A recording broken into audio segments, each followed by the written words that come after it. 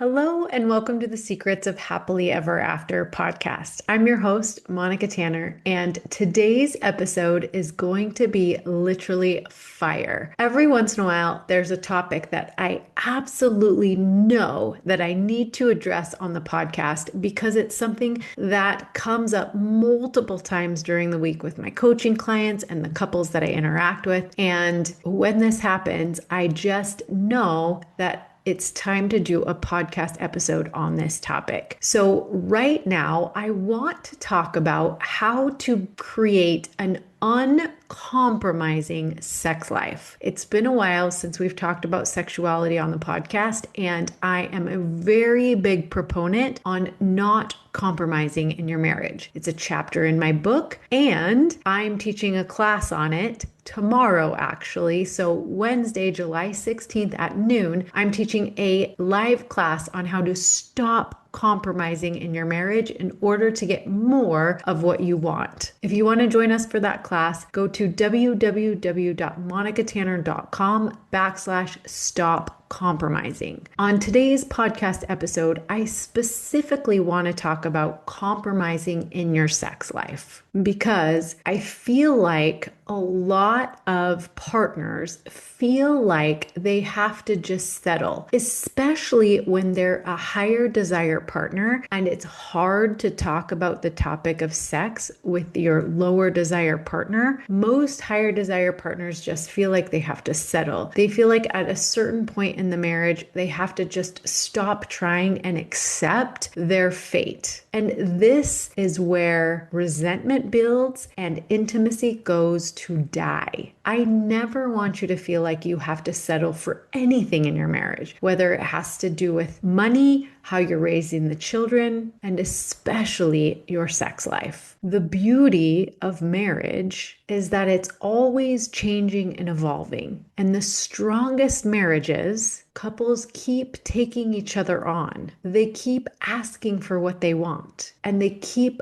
growing and stretching for the benefit of both partners in the marriage. That's what keeps intimacy and passion alive. So, in today's episode, I want to talk to you about a framework that I just created called the F.I.R.E method. I promise that today's episode is going to be fire, and I want you to take that word away from our time together today. So, how do you bring the passion and the fire and the energy back into your sex life? You're going to use the acronym FIRE. Now, there's a few things I want you to know about how to collaborate about your sex life before we get started. First of all, one common misconception that I hear a lot of coaches, therapists, and marriage experts refer to a lot is that there's this general consensus that if we help or strengthen the emotional connection, that the sexual connection will just follow. This is false. I have found that for the most part, your emotional connection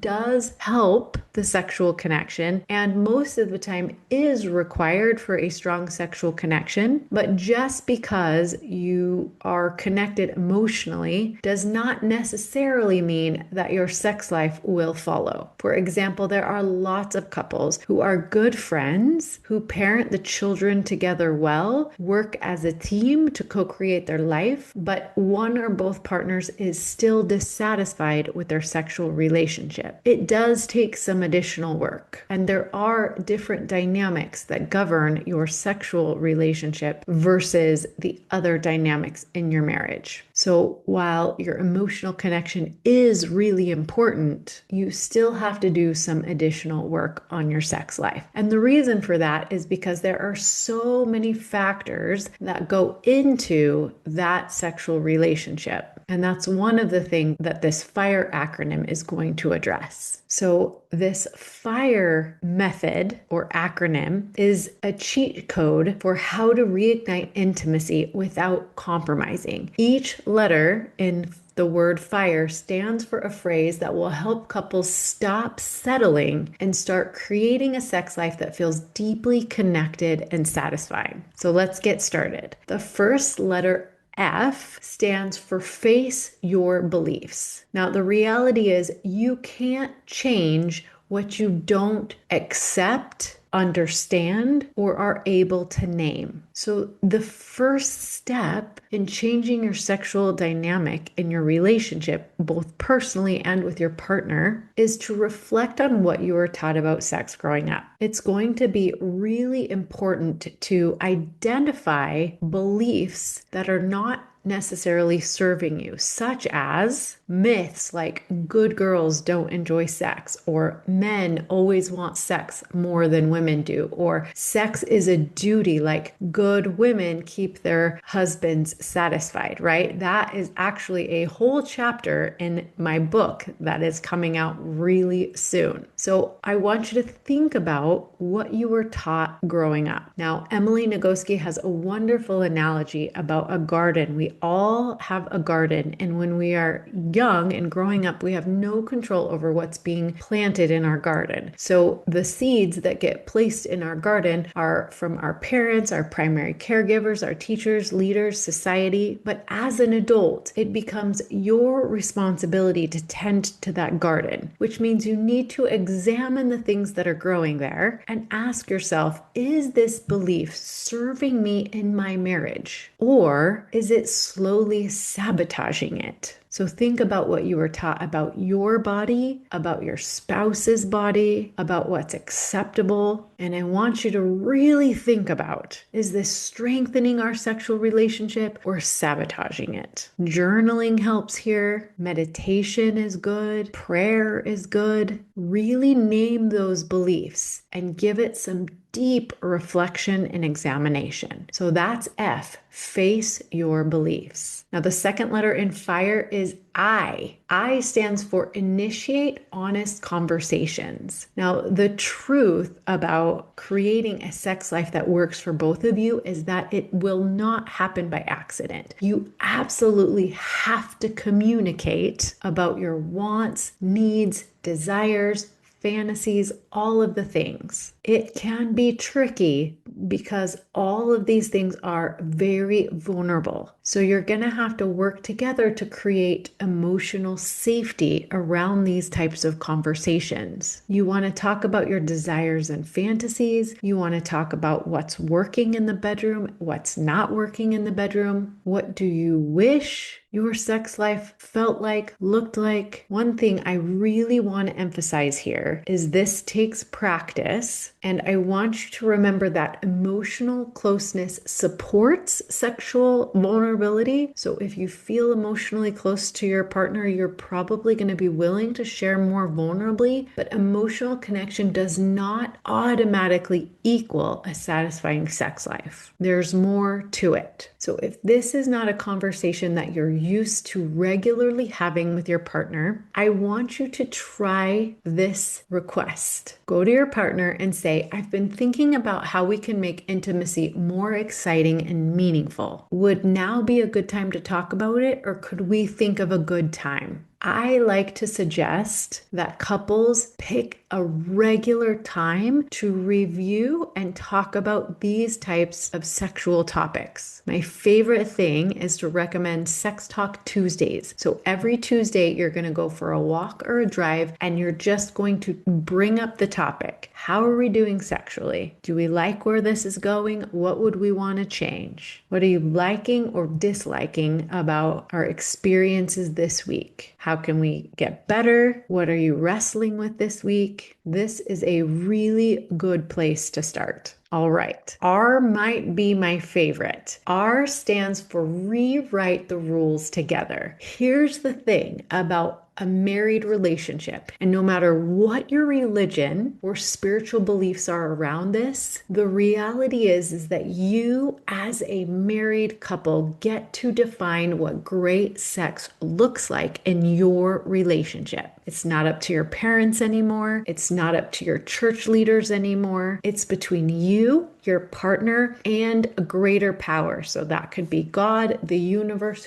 whatever you subscribe to, but this is your sexual relationship. So let go of any cultural myths, bad marriage advice, or shoulds that you've believed around sex. Create your own blueprint together. So you can ask questions like, what does great sex mean to us? What turns you on emotionally and physically? What boundaries, needs, or curiosities do we want to explore more in our relationship? And how can we do that? I want to encourage you to play, get curious, and experiment without pressure or shame. Remember that your sexuality as adults is like recess for children. It's where you get to explore and experiment, use your imagination. It's extremely connecting and good for your marriage. Take away any expectations, any shame, judgment, and just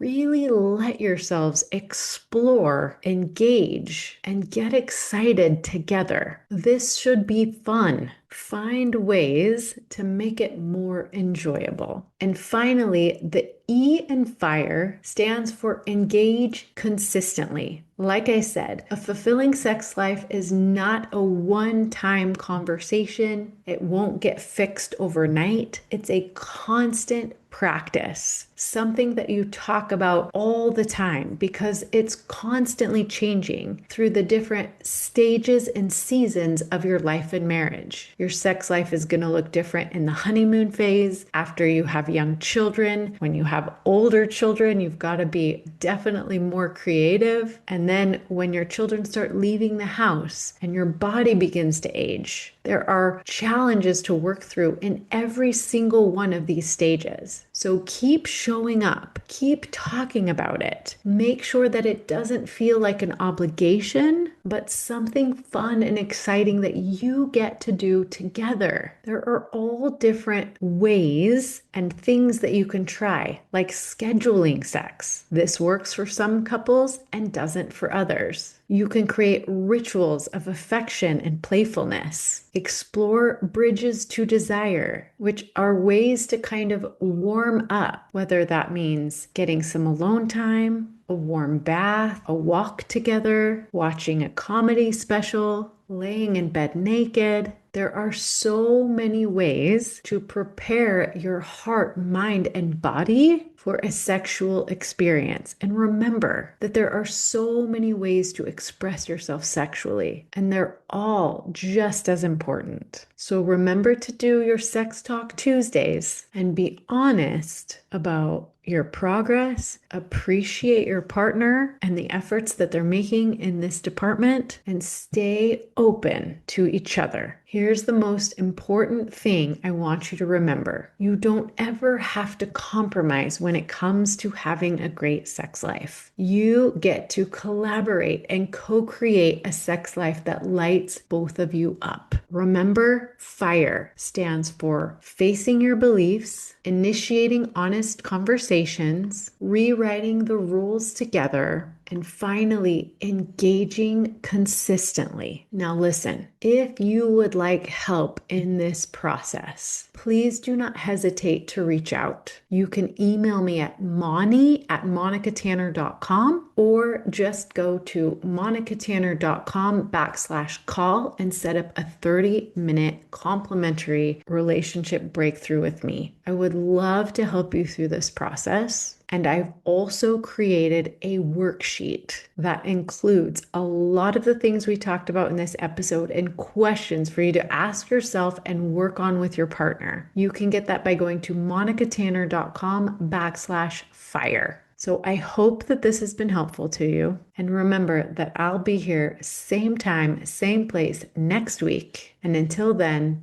happy marriaging.